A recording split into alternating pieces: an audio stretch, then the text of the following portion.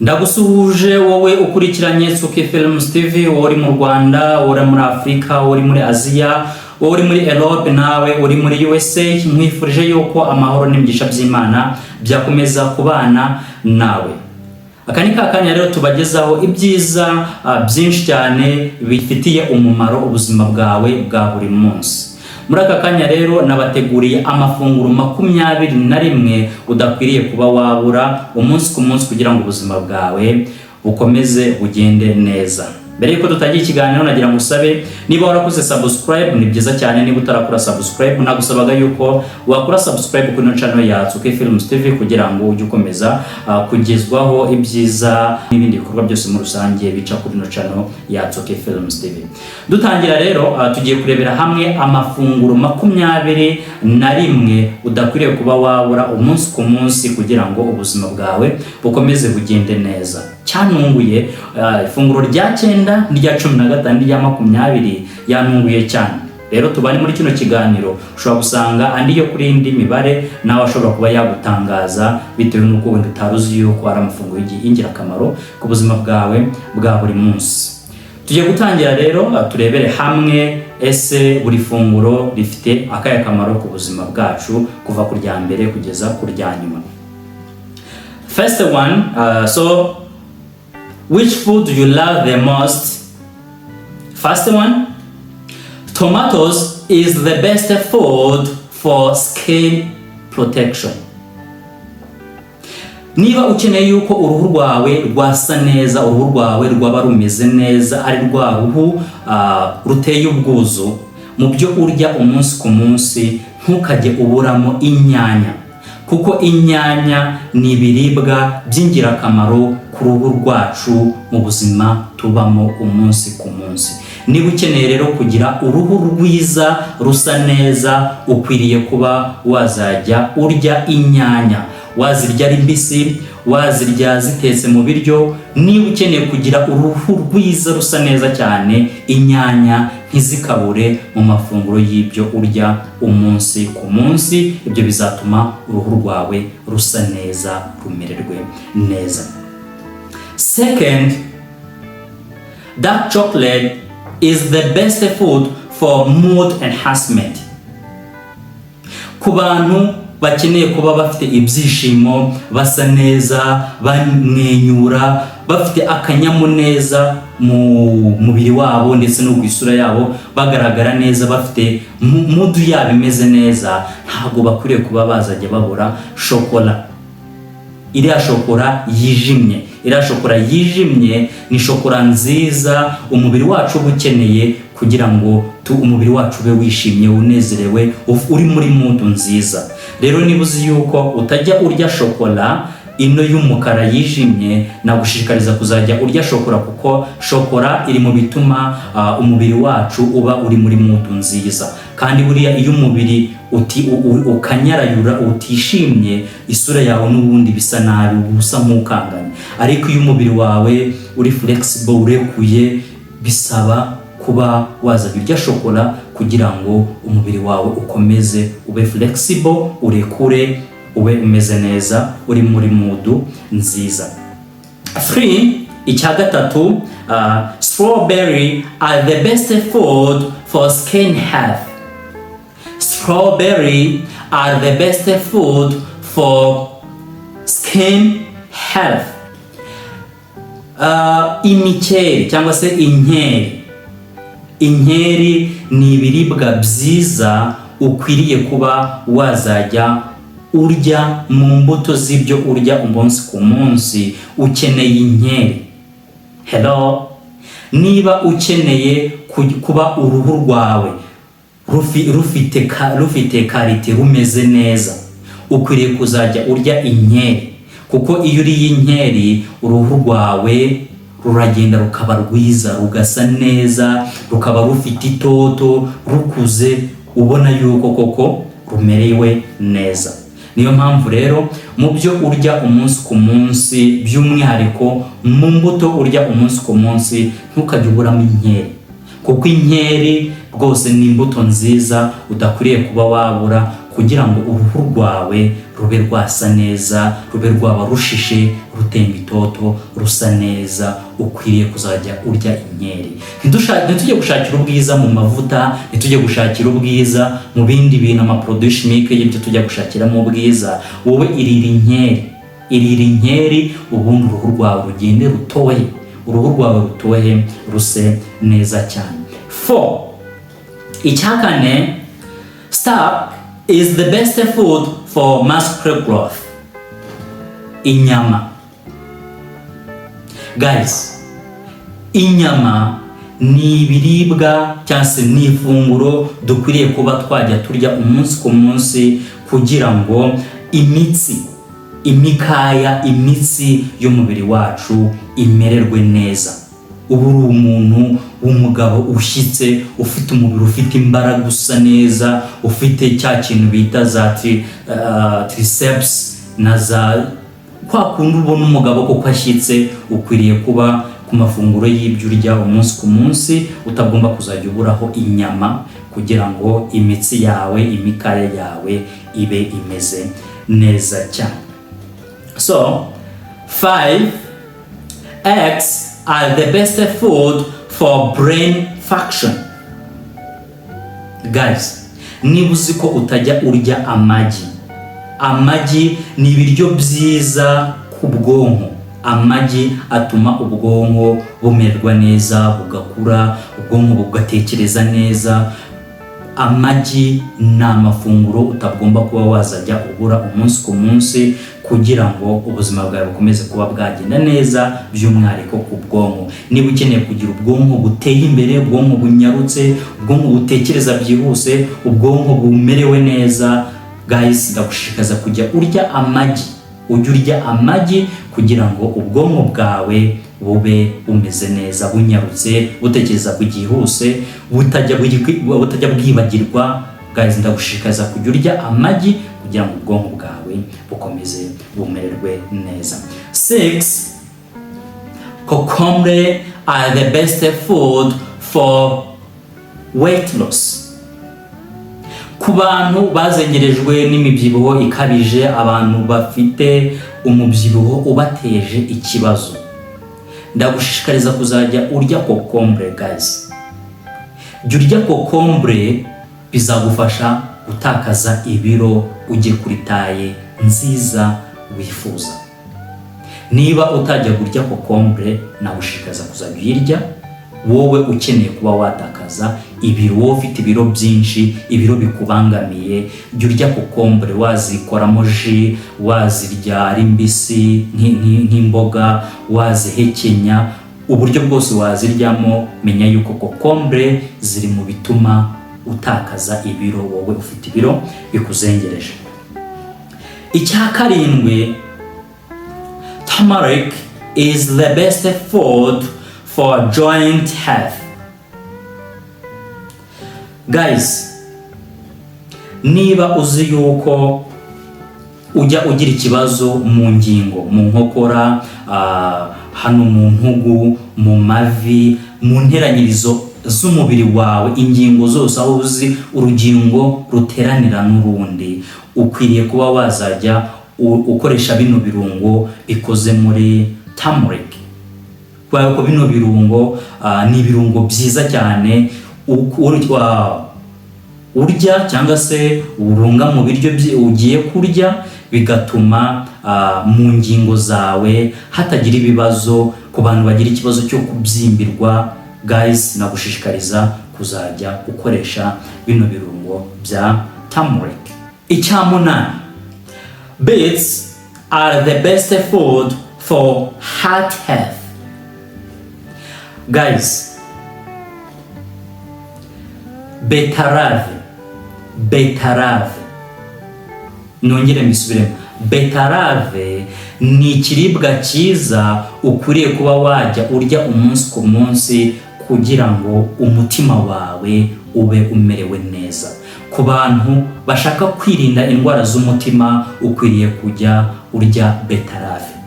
Jya urya betarave ubashe kurinda umutima wawe kuba wazatakwa n'uburwayi. Nawe niba uzi yuko warwaye ufite ibibazo by'umutima, ikibazo cy'umuvuduko w'amaraso, kuko umuvuduko w'amaraso iyo ukuze utera n'ibibazo by'umutima.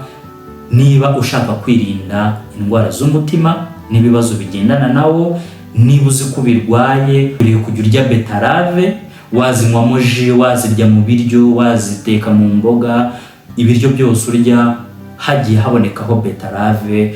Wabura umukandida mwiza wo kurinda umutima wawe kuba wakwatakwa n'ibi birwara byazengereje abantu umunsi ku munsi. Icya-9, mangoes is the best food for growing skin.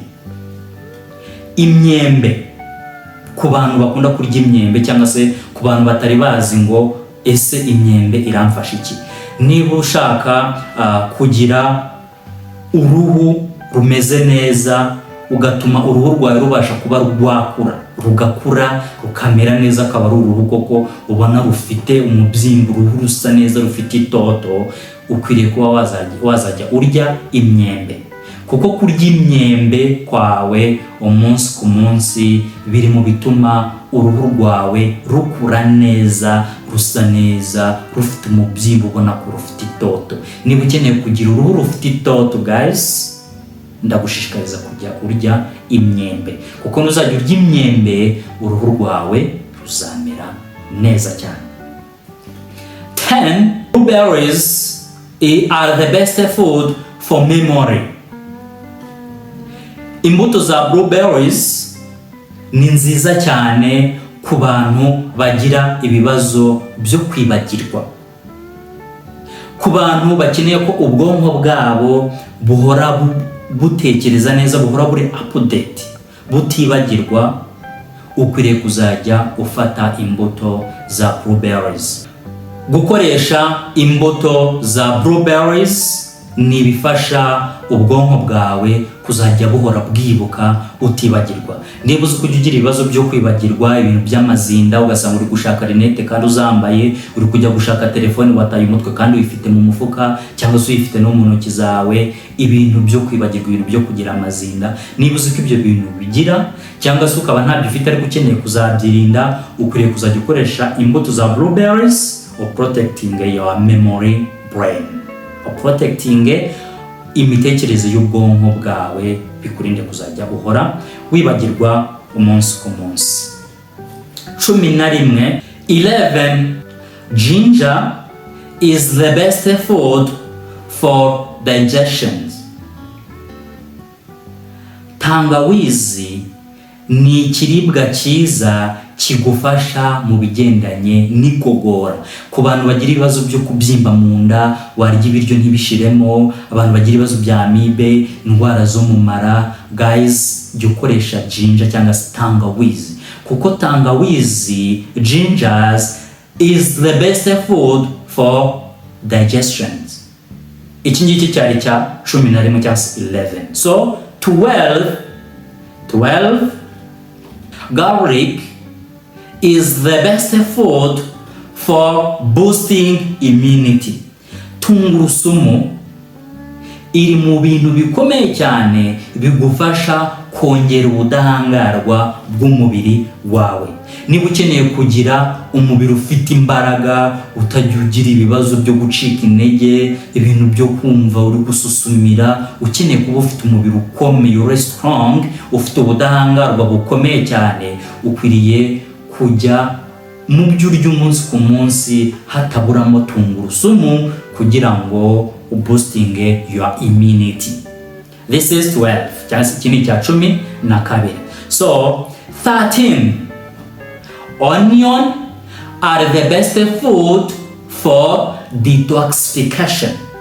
So guys, ku bantu bakunda ibitunguru, niba uzi yuko ukunda kurya ibitunguru, ndagira ngo nkubwire yuko kurya ibitunguru wabirya ari bibisi, wabiteka mu biryo, waba ubirya nka salade, ubwoko bwose ubwo ari bwo bwose waba uryamo ibitunguru, ndagira nkubwiye yuko iyo uri kurya ibitunguru uba urimo ukora detoxification mu mubiri wawe. Detoxification ni uburyo umubiri wawe uba ufite ubudahangarwa bwo gushwanyaguza ibintu byose byinjiye mu mubiri wawe.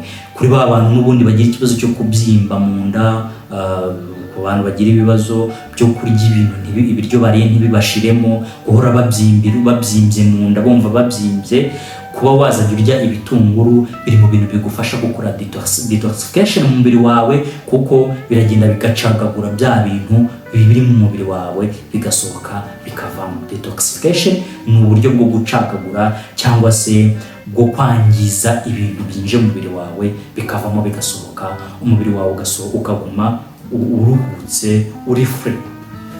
So niba ukeneye ko detoxification y'umubiri wawe ukomeza gukorwa neza, ndagushishikariza kujya ukoresha ibitunguru umunsi ku munsi, yaba mu biryo, yaba kubirya ari bibisi, ubihekenya, yaba kubirya nka salade.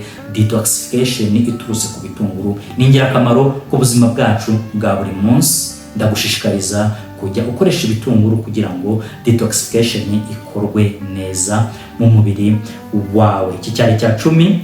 13. So 14, spinach is the best food for focus. Spinach is the best food for focus. Epinari zigufasha mu kureba neza, okay? Niba uzi yuko ugira ikibazo cy'amaso, ugira amaso yawe atabona neza, ugira ibintu by'ibihu biza mu maso yawe, utabasha kuba wareba kure, guys, jya ukoresha epinari, kuko gukoresha epinari kwawe umunsi ku munsi biri mu bituma ugira focus ku maso yawe. Iki cyari cya 14. 15, cya 15. 15, avocados are the best food for health fats. Umubiri wacu ukenera amafat cyangwa se ibinure, umubiri wacu urabikenera umunsi ku munsi, ariko hari abantu baba bafite ibinure by'umurengera, ibinure bidakenewe mu mubiri wacu. Ku bantu rero bagira ibibazo by'ibinure bibi mu mubiri wacu, mukwiye kuba mwazajya mukoresha bwa buryo navuze, kujya urya za kokombure kugira ngo ibinure bive mu mubiri, ukabashe kuba wakora weight loss, ugabanya ibinure mu mubiri wawe. Ariko kuri ba bantu bakeneye amafati akenewe mu mubiri, ya mafati umubiri uba ukenewe, ukwiriye kuzajya urya avoka. Avocados are the best food for health fats. Avoka cyangwa se voka zidufasha mu kurema amafati akenewe mu mubiri wacu, kuko umubiri ukenera amafati meza umubiri ukeneye. Avoka iri mu bigufasha mu kuba wagira amafati meza mu mubiri, kandi ikanagufasha muri ya mafati ufite atakeneye mu mubiri wacu no kuba nayo yavamo. Avoka ni ikiribwa cyiza cyane ukeneye kuba wazajya ukoresha. 16, salmon is the best food for omega 3.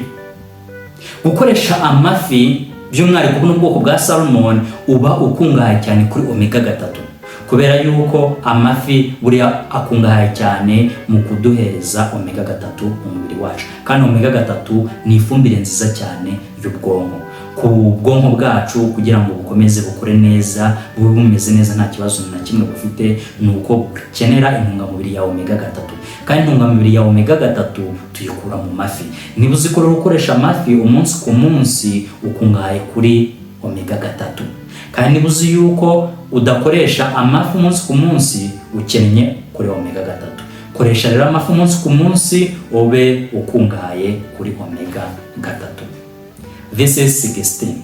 So 17, sweet potato are the best food for sustained energy. Niba ukeneye kugira umubiri uri very protected, uri very energized, ukwiriye kuba wazajya ukoresha ibijumba. uko wabiteka uko ariko kose, wabitogosa, wabiteka ubikaranze, wabitekamo sote, ariko uburyo wazajya ukoreshamo ibijumba umunsi ku munsi waba ukungahaye ku mubiri ufite imbaraga. Niba ari uzi ko ukeneye kuba ufite imbaraga umeze neza, koresha ibijumba umunsi ku munsi, umubiri wawe uwuhaye very energy. Okay, this is 17. So 18, walnuts are the best food for brain power. Guys, niba uzi ko ukeneye kuba ufite ubwonko bukungahaye ku mbaraga, ubwonko bwawe ukeneye kuba bufite imbaraga zihambaye, ukwiriye kuba wazajya ukoresha walnuts. Izi walnuts zigufasha mu kugira ubwonko bufite imbaraga zihambaye. Niba uzi ko rero ukeneye kugira ubwonko bufite imbaraga zihambaye, ukwiriye kuzajya ukoresha zino mbuto za walnuts, kuko these walnuts are the best food for brain power. This is 18. So 19, chia seeds are the best food for fiber intake. Guys, niba uzi ko ujya ugira ibibazo by'amara, ukwiriye kuzajya ukoresha zino mbuto za chia seed, kuko izi mbuto za chia seed zigufasha mu gutuma mu mara yawe intake, mu mara yawe indani hamererwa neza mu gihe ukoresha zino mbuto za chia seed, kuko gukoresha izi mbuto za chia seed biri mu bigufasha mu gutuma amara yawe amererwa neza. Niba rero uzi yuko ujya ugira ibibazo byo kubyimba mu mara, ujya ugira ibibazo by'amara yawe atameze neza, bituma constipation, ugira ibibazo bya constipation, guys, ndagushikaza kujya ukoresha izi mbuto za chia seeds, kuko zizagufasha mu gutuma amara yawe amererwa neza. This is 19. We're going to 20. So number 20. Hello. Greek yogurt is the best food for good health.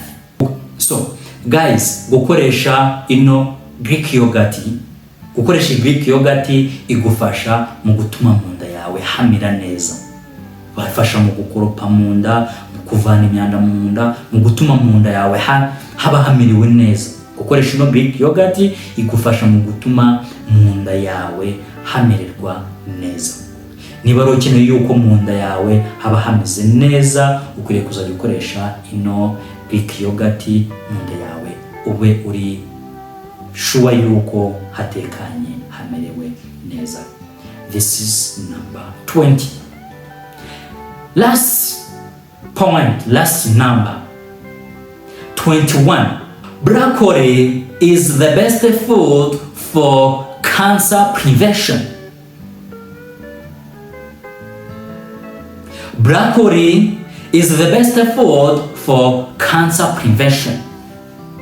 Guys, niba uzi ko ukeneye kwirinda indwara ya kanseri, dore yuko iri mu ndwara zizahaje cyane abatuye isi. Niba uzi ko ukeneye kuba wakwirinda indwara ya kanseri ukayikumurira kure ku buryo itazigera ikwegera, ukwiriye kuba wazajya ukoresha zino broccoli, kuko zino broccoli is the best food for cancer prevention. Broccoli zikurinda kuba wazahura n'indwara ya kanseri. Gukoresha broccoli ukuze waba uzikoresha umunsi ku munsi, menye yuko hagati yawe na kanseri urimo kugenda ushyiramo intera nini cyane. Rero niba uzi ko ukeneye kuba wakurinda indwara ya kanseri, ukwiriye kuba wazajya ukoresha broccoli, because this broccoli is the best food for cancer prevention. Niba ari ukeneye kuba wakwirinda kanseri, ukeneye kuba wayikumirira kuri kajya kure yawe, ukwiriye kuba wazajya ukoresha izi ngizi broccoli, kuko gukoresha broccoli is very very important to your health.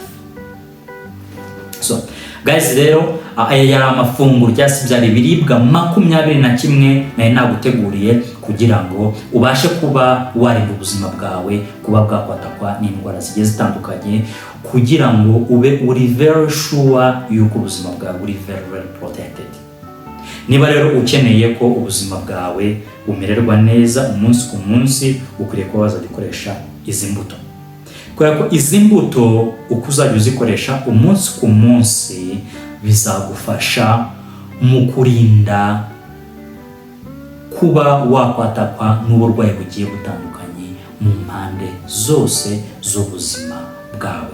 Koresha izi mbuto umunsi ku munsi, ubaye ufite ubushobozi ukajya uzikoresha zose buri munsi ukajya uzikoresha zose, waba urinze ubuzima bwawe, cyangwa se ukazajya ukoresha zimwe muri zo, ariko ukaba uri very sure yuko ibi biribwa byose buri munsi uzajya ubikoresha, cyangwa se ukaba uri very sure yuko byibuze ibi biribwa wagiye ubikoresha kenshi. Kubikoresha kenshi ni ingirakamaro ku buzima bwawe, kugira ngo ube witandukanyije no kuba hari isano wagirana n'uburwayi.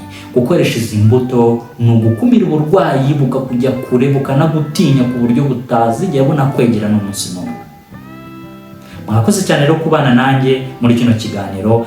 Ndagushishikariza gukora subscribe kuri channel ya Nsoke Films TV, ujye ukurikirana ibiganiro bigiye bitandukanye na filime n'ibindi bikorwa byose bica kuri channel ya Nsoke Films TV. Kora like, share na comment kuri channel ya Nsoke Films TV, ibashe kuba wanabisangiza bagenzi bawe nabo babone ibyiza by'ibyo bakora kugira ngo ubuzima bwabo bube buri very protected. Mwakoze cyane kubana nanjye, naho mu kiganiro cy'ubutaha Imana iduhana umugisha. I don't ever slow up, no I don't take shit. I got no love for the fakeness. If you wanna play tough and wanna hate this, I'll always show up. I don't ever slow up, no I don't take shit. I got no love for the fakeness. If you wanna play tough and wanna hate this, I'll always show up and make a statement. I don't ever slow up, no I don't take shit. I got no love for the fakeness. If you wanna play tough and wanna hate this, I'll always show